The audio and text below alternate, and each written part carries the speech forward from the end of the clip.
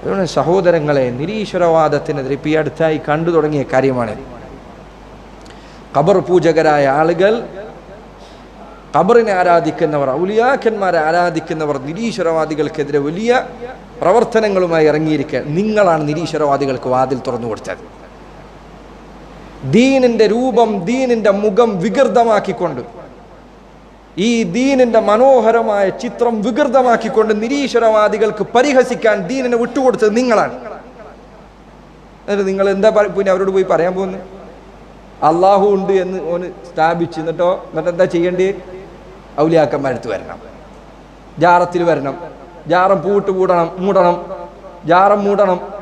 ഇതല്ല ഇനി ചെയ്യാനുള്ളത്. ബാക്കി ഏത് ദീനിലേക്കാണ് നിങ്ങൾ ഈ ക്ഷണിക്കാൻ പോകുന്നത്?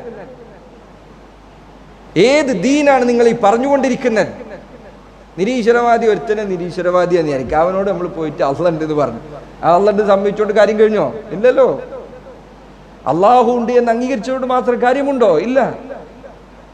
അള്ളാഹുവിനെ മാത്രം ഇബാദത്ത് ചെയ്യാനാണ് നബിമാരെല്ലാം പറഞ്ഞത്.